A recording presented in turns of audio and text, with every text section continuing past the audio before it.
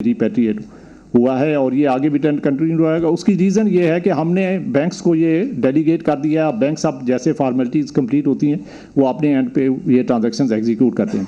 तो आप एयरलाइंस की पेमेंट देख लें, डिविडेंड रिपेट्रिएशन देख लें, आप उसमें शिपिंग लाइंस की देख लें और इस तरह की दूसरी जो रिलेटेड पेमेंट्स है उसमें आप कोई बैकलॉग जो है वो आपको नहीं मिलेगा। वो बस प्रोसीजरल चीज़ें जैसे कंप्लीट होती हैं तो उसकी बैंक्स जो है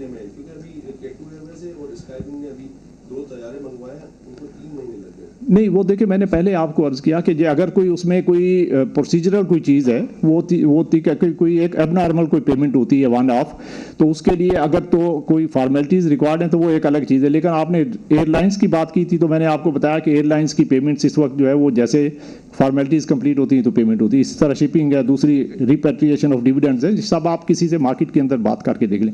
और सबसे जो मेरे नज़दीक बहुत अच्छा एविडेंस है वो आप डाटा देखें, जो मंथली डाटा चूँकि आप पब्लिश कर रहे हैं तो पब्लिश डाटा को रिव्यू करें और यू विल सी के उसमें जो ट्रेंड कितना पॉजिटिव है और कितनी रिपेट्रिएशन हो रही है। शुक्रिया गवर्नर साहब तफसीली जवाब का। काशिफ मुनीर साहब को दे रहे हैं और फिर आपकी तरफ गवर्नर साहब, मेरा सवाल ये है, एक तो जो आपने नंबर्स दिए हैं उसमें दिसंबर में इंपोर्ट बड़ी है, मतलब $5 अरब को क्रॉस कर गई है। अच्छा, दूसरा, अब ये इसका ट्रेंड आप कैसे देख रहे हैं?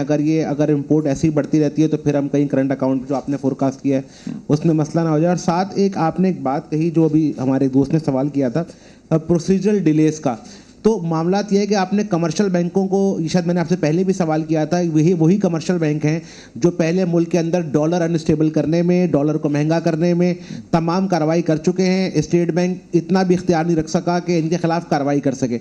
अब आपने उन तमाम बैंकों को इतनी ताकत दे दी है कि वो जो है वो अगर प्रॉफिट बाहर भेजने हैं तो उनकी मर्जी से होंगे, इम्पोर्ट होनी है तो उनकी मर्जी से होगी। तो उस पर चेक एंड बैलेंस क्या होगा? आप जब बैंकों से रब्ता करते हैं, बिजनेसमैन से रब्ता करते हैं, तो वो बैंकों के चक्कर लगाने पर मजबूर है, उसकी कैसे करें? इसका जवाब जरा तफसीलन दे दीजिए। Thank you.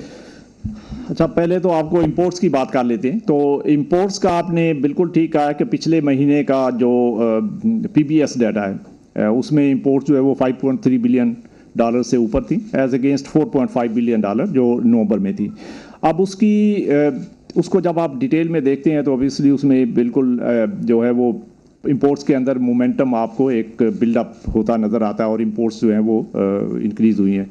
और उसकी रीज़न जो है वो एक तो कुछ तो ऑयल पेमेंट्स जो हैं वो बड़ी हैं और उसकी रीज़न शायद ये थी कि नवंबर के अंदर ऑयल पेमेंट्स जो ज़रा कम थी, तो दिसंबर में ऑयल पेमेंट्स उसमें सिग्निफिकेंटली इंक्रीज़ हुआ है। तो एक तो उसका इम्पैक्ट था, बट उसके अलावा बाकी इंपोर्ट्स जो हैं वो उसमें भी इंक्रीज़ है और ये एक ब्रॉड बेस्ड जो है वो इंक्रीज़ है।